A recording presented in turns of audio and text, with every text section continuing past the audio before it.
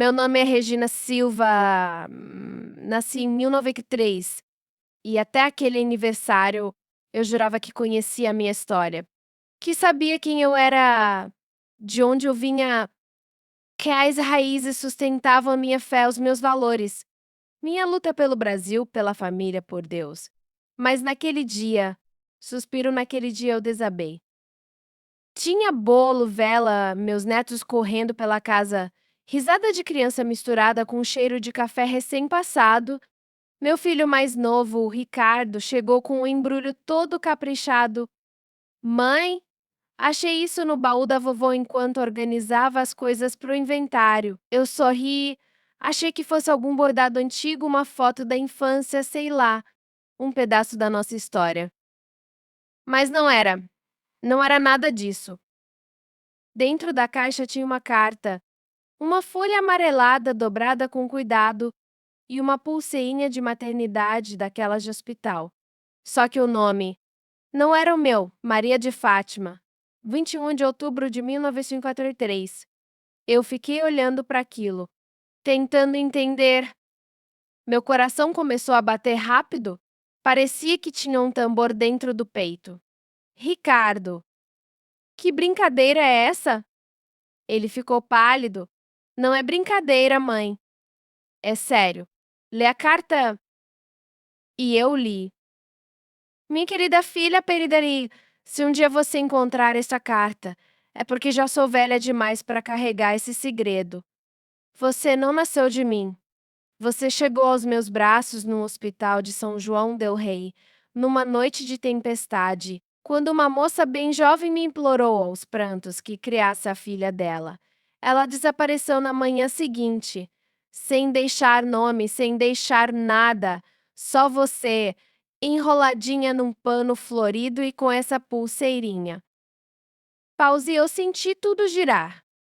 A casa, os móveis, o tempo, tudo ficou fora do lugar. Como assim?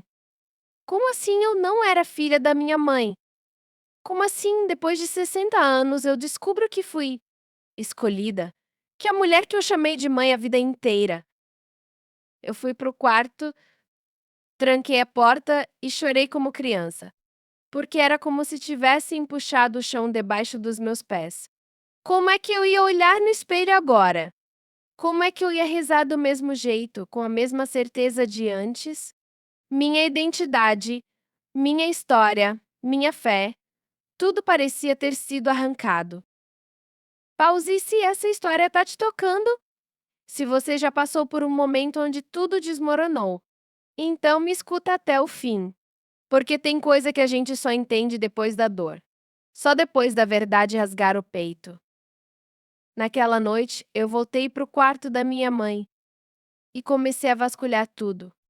Cartas, documentos, fotos antigas. E foi ali, entre uma Bíblia e um texto quebrado, que eu encontrei outra pista, um nome que eu nunca tinha ouvido antes. E foi esse nome que mudou tudo que eu achava que sabia sobre mim mesma. O nome era Miss Alrinha Simeon, escrito a caneta azul com letras tremidas no canto de uma folha dobrada dentro da Bíblia da minha mãe. Ao lado, uma data 21 de outubro de 1943, a mesma da pulseirinha. Era como se minha mãe, antes de partir, tivesse deixado pistas. Talvez na esperança de que eu descobrisse por conta própria, ou talvez como um pedido de perdão silencioso. Eu tremia, as mãos geladas, o coração disparado. Passei a noite inteira sentada no chão, entre papéis, fotografias e lembranças que agora pareciam estranhas, distantes. Senti um vazio que não sei descrever. Era como se eu tivesse morrido e nascido de novo, sem saber onde pertencia. Na manhã seguinte, fui atrás da verdade. Liguei para um primo distante, que morava em São João del Rei, e pedi ajuda. Contei tudo. Ele ficou em silêncio por um tempo, e depois disse algo que me arrepiou até a espinha. Regina, esse nome... Isaurrinha.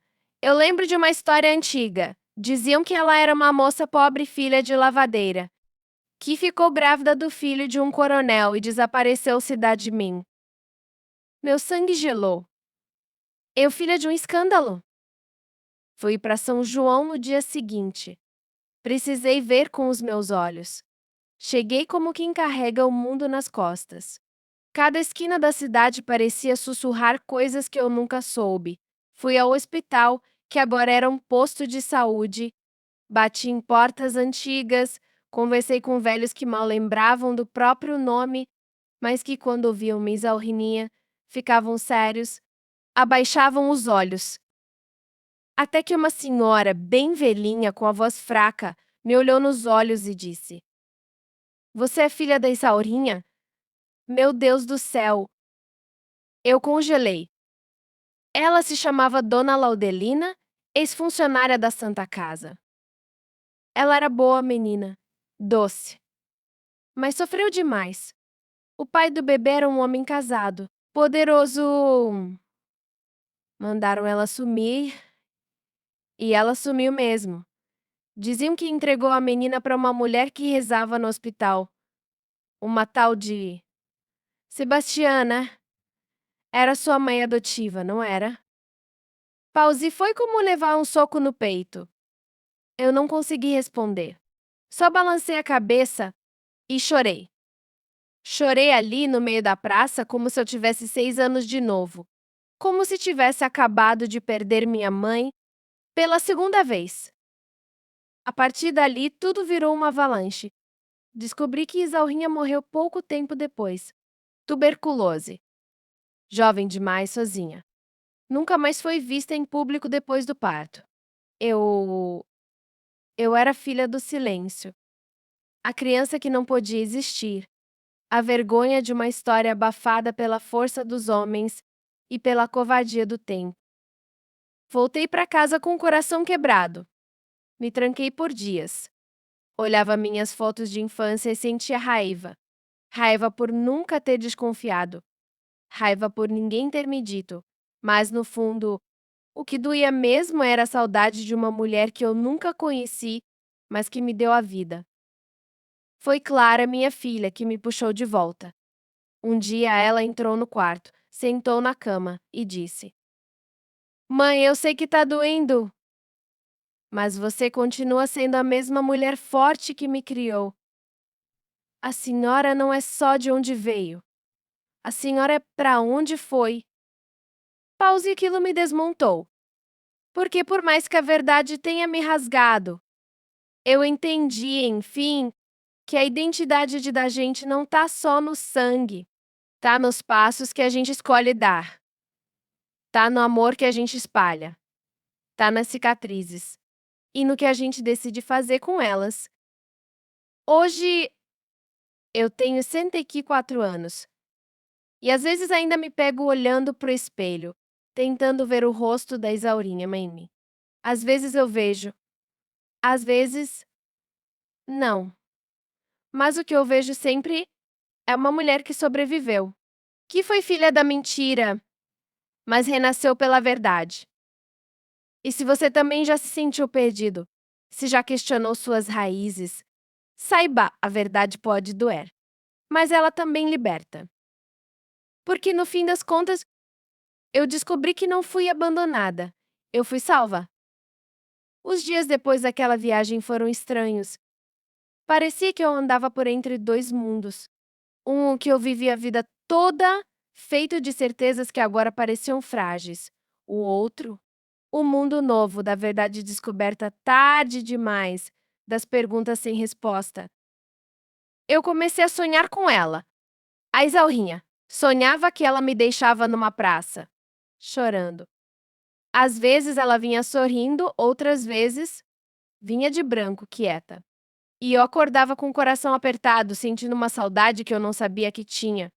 É possível sentir falta de alguém que você nunca conheceu. Eu, eu senti. Fiquei dias relendo aquela carta da minha mãe adotiva, a Dona Sebastiana.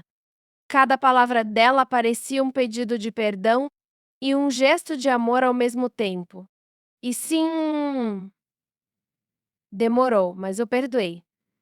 Porque criar um filho que não é do seu sangue É um ato de coragem. Ela podia ter me escondido, me largado, mas não. Ela me pegou nos braços, me deu nome, teto, comida, oração. Me ensinou a rezar, me ensinou a lutar pelo que é certo. E o mais difícil foi isso. Entender que as duas mulheres que me deram a vida, uma no sangue e outra no colo, fizeram o melhor que puderam, do jeito que podiam. Cada uma com suas limitações, com seus medos, com o coração cheio de cicatrizes. Um dia sentei com meus filhos e contei tudo, desde a carta até a viagem. Eles choraram comigo. Me abraçaram. Me disseram que eu era a melhor mãe do mundo. E, pela primeira vez, eu acreditei. Porque eu sempre fui muito dura comigo mesma. Sempre achei que precisava ser perfeita. Que se errasse estaria desonrando meus pais, minha fé, minha luta. Mas a verdade é que até a identidade da gente é um caminho cheio de curvas. E que descobrir quem a gente é não tem idade certa. Eu descobri aos 60 e mesmo assim valeu a pena. Pause se essa história te tocou, meu filho. Se você já passou por algo parecido, se já teve que juntar os pedaços para entender quem você é, então me escuta, não se envergonhe da tua história. Não esconda as feridas. Elas contam de onde você veio. Elas provam que você venceu. E se puder, deixa teu like, se inscreve no canal, ativa o sininho, porque tem muita gente precisando ouvir histórias como essa. Histórias que curam. Histórias que abraçam. Eu passei a vida defendendo o que é certo, a moral, a fé, a família. E hoje, depois de tudo, eu só tenho mais uma certeza: a verdade, por mais dura que seja, é sempre o caminho que liberta. Eu ainda tenho minhas dúvidas. Me pego, às vezes, olhando para o céu, perguntando: será que a Isaurinha me vê? E gosto de acreditar que sim, que de onde ela estiver, ela sorriu ao ver que eu vivi, que eu construí uma família linda, que mesmo nascida no silêncio, minha voz hoje ecoa. Porque eu, Regina Silva, filha do segredo, do abandono e da coragem, terminei minha vida de cabeça erguida. E se Deus me permitir, vou continuar contando essas histórias, porque enquanto houver alguém para ouvir, há esperança.